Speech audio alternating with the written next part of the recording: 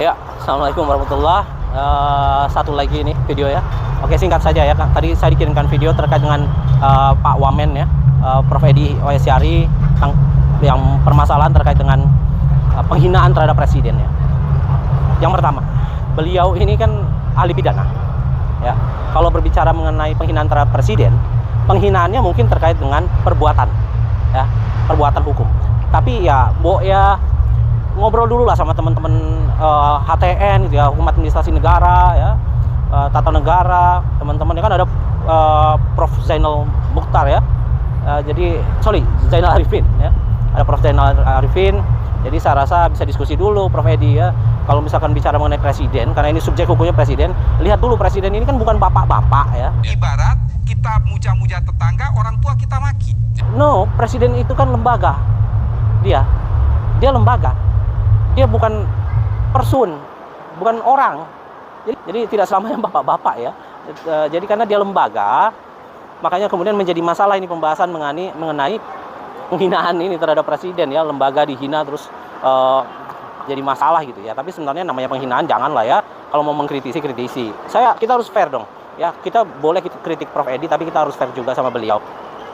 Yang jadi masalah lagi, dalam video tersebut dinyatakan bahwa beliau menyatakan malum in se dengan malum prohibitum. Kalau di barat itu, di Amerika katanya itu adalah malum prohibitum ya. Penghinaan terhadap kepala negara itu malum prohibitum. Di timur, kita ini di timur, jadi dia menjadi malum in se. Pandangan Amerika terhadap penghinaan itu dalam studi kejahatan yang tidak dipahami oleh orang tata negara, dia adalah mala probibita. Ya. Kalau kita negara timur, penghinaan itu adalah mala in se. Di negara kita yang namanya penghinaan itu adalah rechtsdelicten. Sesuatu yang memang dari asalnya itu adalah suatu kejahatan.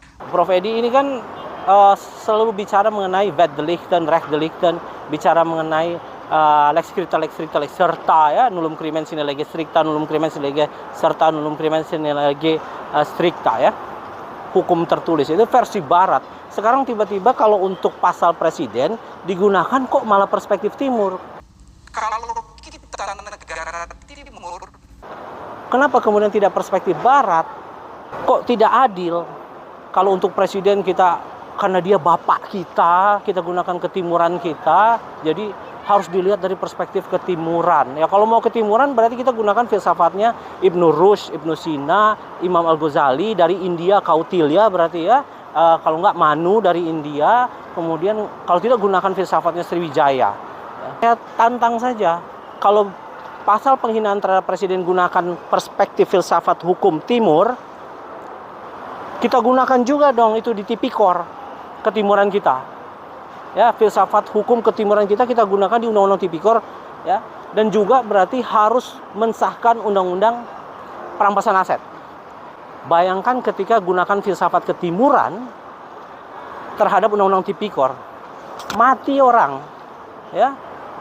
Karena dari perspektif ketimuran, tindak pidana korupsi yaitu mencuri uang rakyat itu pengkhianatan ya terhadap negara dan bangsa.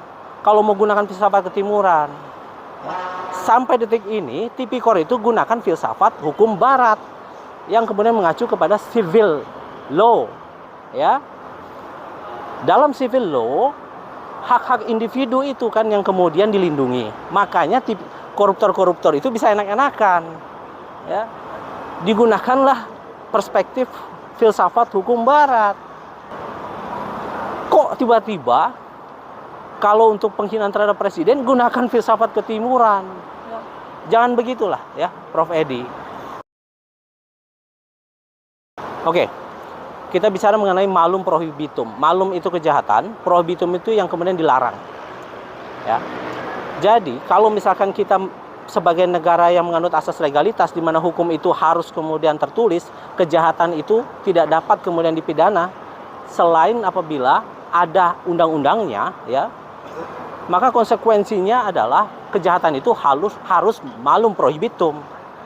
Tiba-tiba Prof. Edi bilang malum in se, bahwa di Indonesia itu penghinaan terhadap presiden itu malum in se. Nah, ini jadi tidak konsisten.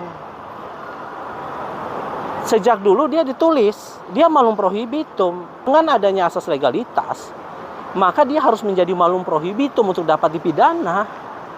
Jadi tidak mungkin itu jadi malum inse. Jadi seolah-olah ini jadi mengada-ada gitu loh. Ya, hanya untuk kemudian menjustifikasi pasal penghinaan terhadap presiden. Ya jelas malum prohibitum lah, kalau nggak bisa dipidana orang. Ya.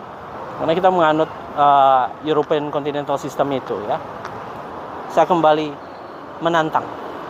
Kita terapkan kalau memang kemudian pasal penghinaan terhadap presiden itu adalah digunakan perspektifnya adalah filsafat hukum timur, gunakan di undang-undang lainnya, terutama di undang-undang tipikor. Itu koruptor itu bisa keringat dingin itu digunakan.